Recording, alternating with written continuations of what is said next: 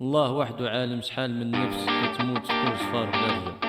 ميامي كوبا 2019 urteko aurreneko 5 hilabetetan, iazkoak baino 500 asilo eskaera gehiago egin dituzte Araban, Bizkaian eta Gipuzkoan. Hala azaldu du Zehar Euskadik Bilbon egindako agerraldian.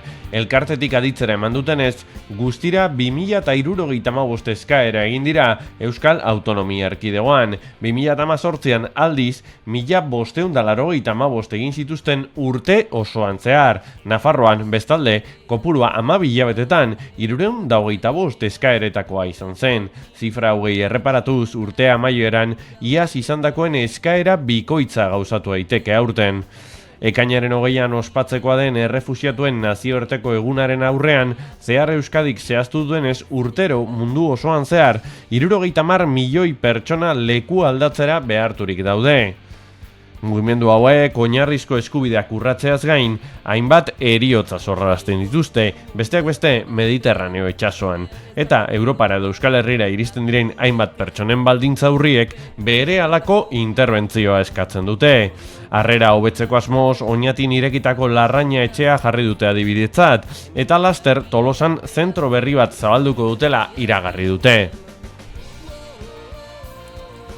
Nik nuke esango Euskadin baino ez dela gertatzen, bai Euskadin, bai Espainian eta suposatzen dut bai Europan ere. Gauza da, lehen aipatu dugun bezala munduan gero eta errefuxiatu gehiago dago munduan, Aknurren esaten duen bezala, munduan 70 milioi dago errefuxiatu dago munduan. Eta naiz eta gero eta zailago egitea ona etortzea, jendea etorri behar da bizitza asalbo jartzeko. Oso egoera desberdinetan datoz, lehen esan dugun bezala, badago jendea Hego Ameriketatik etortzen direnak, haiek normalean bisadokin etortzen dira, beraz, hegazkinez etortzen dira eta normalean oso egoera honetan etortzen dira. Kasu desberdinetan dago Afrikatik etortzen direnak eta baita Mediterraneotik etortzen direnak, ez da Asiatik edo etortzen direnak.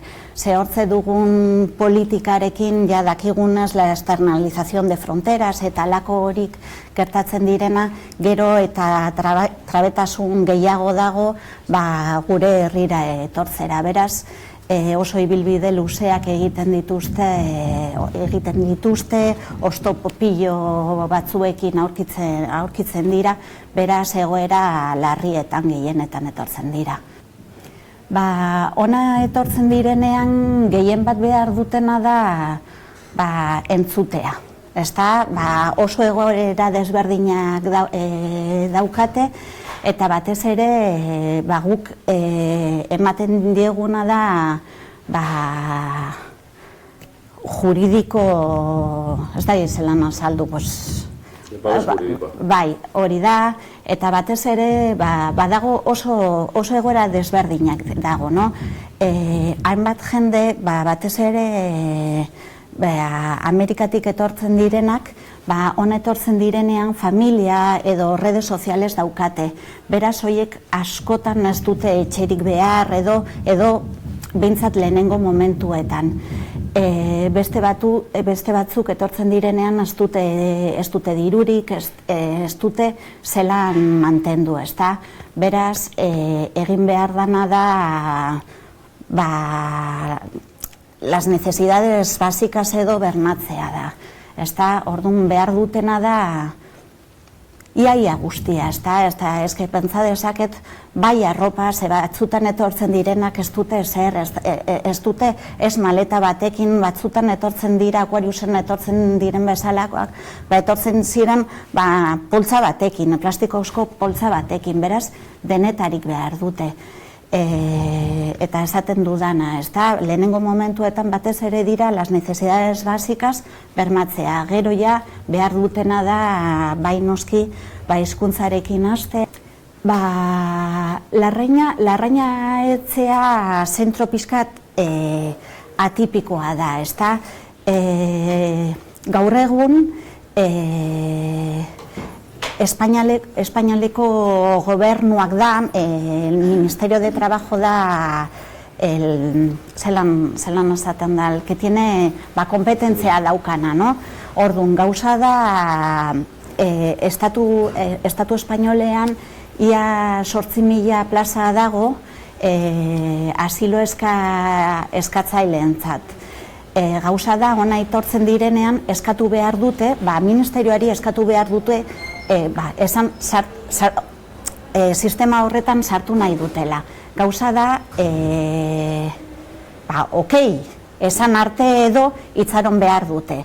Gauza da, gero eta itxaron aldi honetan, gero eta luze egia egiten da. Beraz, itxaroten duten bitartean, ezer ez egoenaz, bai, badago plaza batzuk edo, gero eta jende gehiago aurkitu genituen, eta oso egoaldi txarretan. Orduan, larrainatzea ireki genuen Eusko Jaurlaritzari esker, eta hor, esan dugun bezala, ehun bat pertsona dago, hor sartzen direnean egiten da lehenengo gauza da, izaten da las necesidades básicas bermatzea. Gauza da, itxaroten dauden bezala, gauza da, hau erabiltzen dugu trampolin balitz. Orduan, itxaroten duten bitartean, gauza da, zeozer habilidades batzuk lantzen edo. Orduan, egiten dutena da hizkuntza ikasi eta gero beste tailer batzuk. Gero, asialdi landu eta batez ere redes soziales edo hastea ukitzen edo. Bai, lehen esan dugun bezala eta Reward esan duen bezala, kasu askotan oso egoera txarretan datoz jendea. Ez bakarrik psikologikoki egoera txarretan, baina baita ere fizikoki. Batez ere egiten duguna, zeharren daukago un equipo de atención psicológica, bai Oñati eta bai 3 herrialdetan daukagu talde horiek, oso garrantzitsuak dira pertsonentzako. Gero, izugarri importantea da guretzako tisa aurkitzea. Ez da beti erraza tisa eukitzea. Batez ere, lehen esan dugun bezala, erraldoia behar dela tisa eukitzeko.